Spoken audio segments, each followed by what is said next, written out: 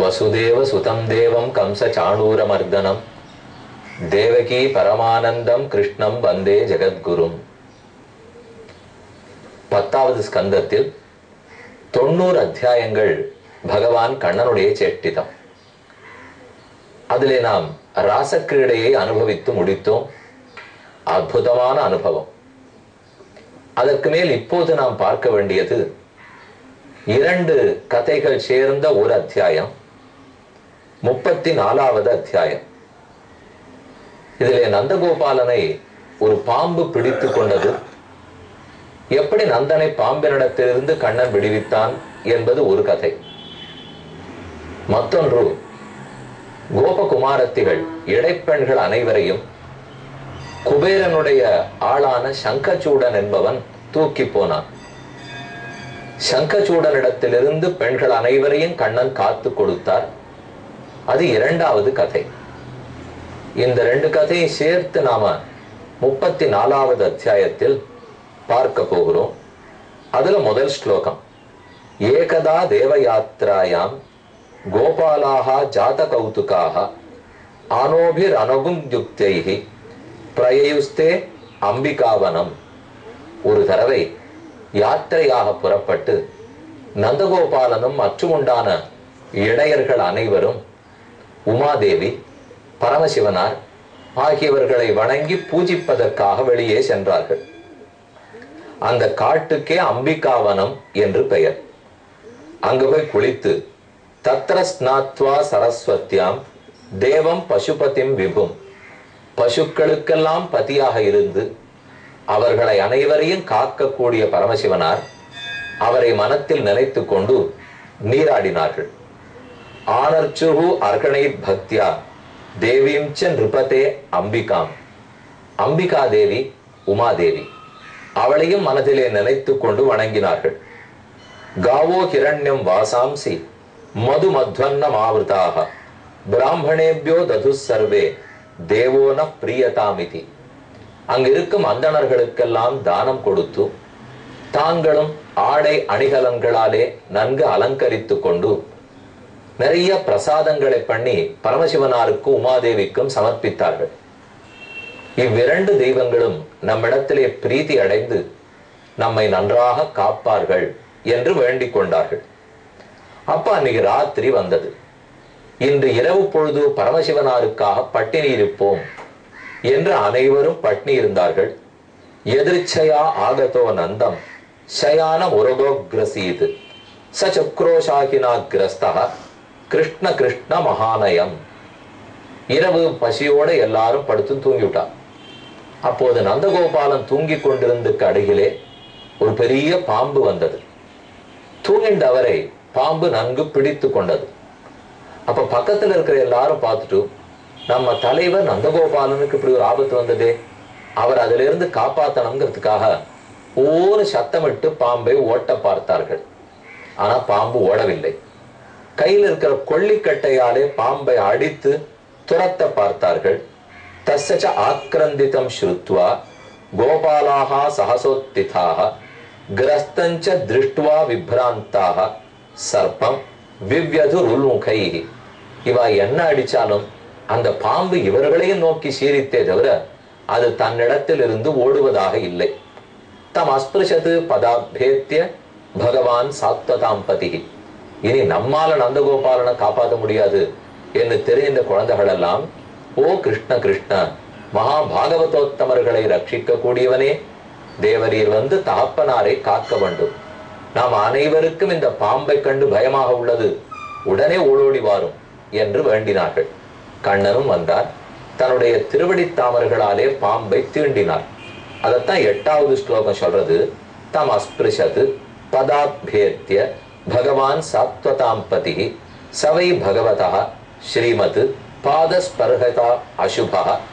பாதஸ்பர்ஷ பகவான் ஸ்ரீமான் அவனுடைய பாதஸ்பர்ஷ ஹதாசுபா பேஜே சர்ப்பவபுர்ஹித்வா ரூபம் வித்யாதரார்ச்சிதம். கண்ணனுடைய திருவடி பட்டவுடனே அவன் உடம்பில் இருக்கிற அழுக்கத்தனையும் போச்சு. அவன் பண்ணிருந்த பாபங்கள் அத்தனையும் தீர்ந்தன. அவனுக்கு பழைய வடிவம், ஒரு வித்யாதர ஆண்மகனுடைய வடிவம் கிடைத்தது. சர்ப்ப வடிவத்தை, பாம்பு வடிவத்தை துறந்தான். ஓர் அழகான வித்யாதர ஆண் வடிவத்தை பெற்றான். அப்ப பகவான் அவனை பார்த்து அனுகிரகம் பண்ணிட்டு, கோபவான் பரயாலக்ஷ்யா ரோச்சதே அத்புத தரிசனா கதம் ஜுகுத்சிதோ மேதாம் கதிம் வா பிராபிதோ அவசா. நீ இவ்வளவு நல்லா இருக்கியே, பார்க்கறதுக்கே அழகா இருக்கிற நீ ஏன் இந்த பாம்பு உருவத்தில் இருந்தாய்? எதற்காக என்னுடைய தந்தையாரை பிடித்து கொண்டாய்? உன் முன் கதை என்ன? நான் ஒரு வித்யாதரனா இருந்தேன், எனக்கு சுதர்சனன்னு பேர். ஆனா தேவையில்லாம ஒரு ரிஷி என்னுடைய சாபத்துக்கு ஆளானேன். ஸ்ரீயா ஸ்வரூப சம்பத்தியா விமானேன ஆச்சரம் திசா. நான் பேரழகு வாய்ந்தவனாய் ஒரு ஆகாய விமானத்தில் அமர்ந்து கொண்டு எல்லா இடத்திலும் சுத்தி சுத்தி வந்து கொண்டிருந்தேன். ரிஷீன் விரூபான் அங்கிரசக பிராஹசம் ரூபதர்ப்பிதா தைரிமாம் பிராபிதோ யோனிம் பிரலப்தைஹி ஸ்வேன பாப்மனா. அப்போது ரிஷியை கண்டேன். அங்கிரஸ் என்னவருக்கு பெயர். அங்கிரஸ் ரிஷிக்கு ரூபம் அழகாக இருக்காது, அவர் உருவம் நன்னா இருக்காது, விரூபமா குரூபத்தோட இருந்திருக்கார். பார்க்கறதுக்கே கேலி பண்ணத்தக்க வெறுக்கத்தக்க வடிவம். அதை பார்த்த உடனே நான் கேலியா பேசினேன், அவரை பரிகாசம் பண்ணினேன். ரிஷிக்கு கோபம் வந்தது, அவர் சபித்தார். சாபோமே அனுகிரகா எய்வ கிருதஸ்தைஹி கருணாத்மபிஹி யதஹம் லோககுருணா பதாஸ்பிருஷ்டா ஹதாசுபா. 14வது ஸ்லோகத்துல சொல்றார், சாபோமே அனுகிரகா எய்வ கிருதஸ்தைஹி கருணாத்மபிஹி. அந்த ரிஷி கருணை வாய்ந்தவர், நான் அவரை கேலி பண்ணேன். கருணை இருக்கிறவரா இருந்தா மன்னித்து ஒண்ணும் பண்ணாத விட்டுருக்கணும் இல்லையோ. ஆனா இந்த இடத்துல சுதர்சனர் சொல்றார், எனக்கு சாபம் போட்டு நீ பாம்பாக பிறப்பாய்னு தள்ளினார். அது அவர் கருணையால செய்யது. ரிஷிக்கு கருணை இருந்ததுனாலதான் என்னை சபித்து பாம்பாக போகும்படி பண்ணினார். அதனாலதான் நான் திருந்தினேன். நான் மட்டும் சாபத்தை வாங்காம இருந்திருந்தேன், என்னுடைய மதத்தாலே மேலும் மேலும் இப்படியே குற்றங்களை செய்து கொண்டிருப்பேன். இப்ப இந்த இடத்துல நாம 2 கருத்துக்களை புரிஞ்சுக்கணும். ஒன்று, ஒருத்தர் நம்ம இடத்துல கோபிக்கிறார், அவர் நமக்கு சாபமிடுறார், நீ இந்த மாதிரி தப்பு பண்றேன்னு கடிந்து சொல்லுகிறார் என்றால் உடனே அதை குற்றமா நாம எடுத்துவிடக்கூடாது. நாம திருந்துவதற்காகத்தான் நல்லார்கள் அப்படி செய்கிறார்கள். இது தாய் தந்தையருக்கும் பொருந்தும், நம்ம ஆச்சாரியர்கள் குருக்களுக்கும் பொருந்தும், சான்றோர்களுக்கும் பொருந்தும், ஏன் பகவானுக்கே பொருந்தும். அவரே கூட நமக்கு தண்டனை கொடுக்கிறாரா? திருத்துவதற்காகத்தான். சான்றோர்கள் இப்படி செய்தியேன்னு இடித்துரைக்கிறார்களா? நாம நல்வழிப்படணுங்கிறதுக்காகத்தான். அப்பா அம்மா அதை போல நமக்கு சொல்றாளா? நாம நல்ல வழிபடணுங்கிறதுக்காகத்தான். இல்லைன்னா அவர்களுக்கு என்ன நம்ம கெட்டு போயிடணுங்கிற எண்ணமா? இப்ப யார் ஒருத்தர் நமக்கு ரொம்ப வேண்டியவனோ, தன்னலம் அற்றவனோ, நாம நன்னா இருக்கணுங்கிற எண்ணம் இருக்கிறவனோ, இப்படி இருக்கிறவா நம்மை கோவித்து கொண்டாலோ அல்லது நம்ம மனசு புண்படுறாப்புல ஒரு உண்மையான வார்த்தை, ஆனா மனசு சற்றே புண்படக்கூடிய வார்த்தை அப்படி இருந்தாலும் நாம் அதை தப்பா எடுத்துக்க கூடாது. நம்முடைய நல்லத்துக்கு சொல்லியிருக்கார்களேன்னு ஏத்துக்கணும் இல்லையோ. அந்த நல்லெண்ணெய் இந்த சுதர்சன இடத்துல இருந்து அவர் மட்டும் என்ன சாபமே கொடுக்காத போயிருந்தா நான் மேலே மேலே தவறுகளை செய்து கொண்டேதானே போயிருப்பேன். திருத்தி தண்டனை கொடுத்தாத்தானே சரிப்பட்டு வருவோம். ஆனா தண்டனை கொடுக்கறதுனுடைய பயன் என்னவா இருக்கணும்? மனுஷன் திருந்துறதா இருக்கணும். ஆனா தண்டனை கொடுத்ததுனாலே அவன் இன்னும் கெட்டவனா போயிட்டான்னு வச்சுங்க, அப்ப தண்டனையும் பிரயோஜனம் இல்லாத போயிடும். நான் பண்ண பாவம் என்னை விட்டு விலகவும் விலகாது. இது ஒரு கருத்து தெரிஞ்சுக்கணும்.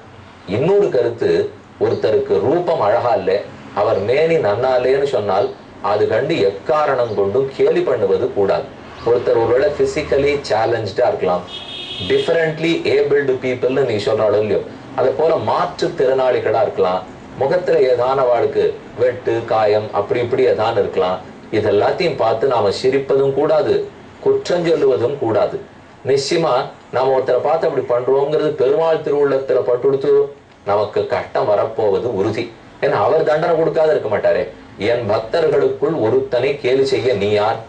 நானே பண்றதில்லை, அப்ப நீ யார் பண்றதுக்குன்னு பெருமாள் கேட்க மாட்டாரா?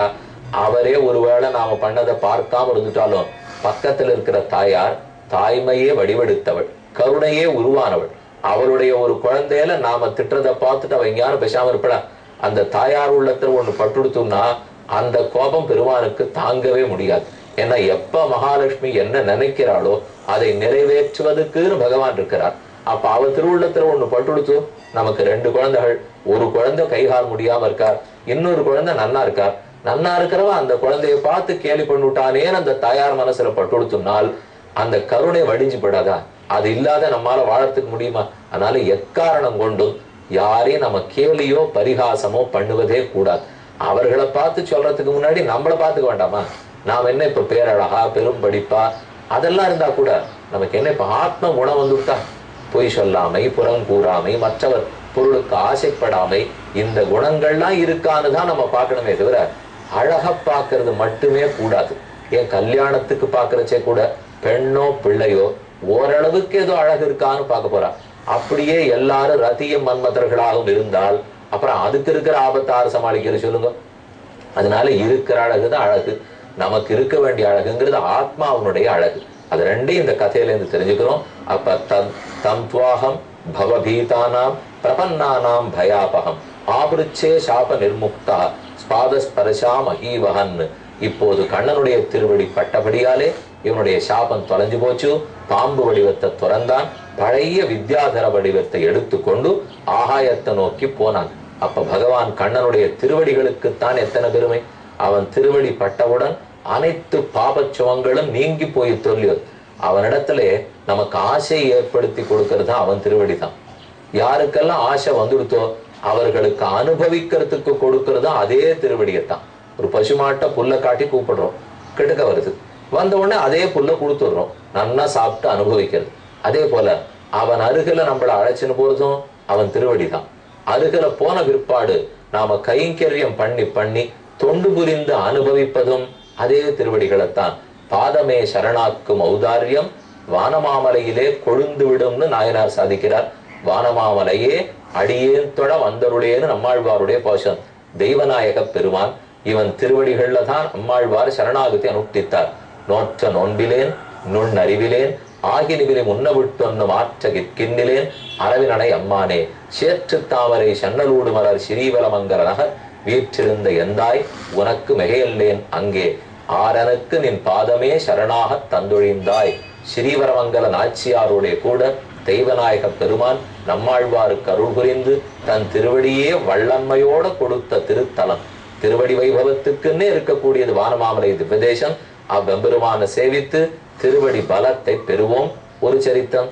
மற்றொன்று ரொம்ப சுருக்கமான சரித்திரம். ஒரு நாள் கதாச்சித கோவிந்தா ராமச்ச அத்புத விக்ரம 20வது ஸ்லோகத்திலேருந்து அடுத்த கதை சொல்றார். எல்லா பெண்களும் ஆண்களுமா வண்டி கட்டிட்டு போய் காட்டுல உட்காந்து பாட்டு பாடி ஆட்டம் ஆடின்னு எல்லாம் பண்ணிட்டு இருக்கா.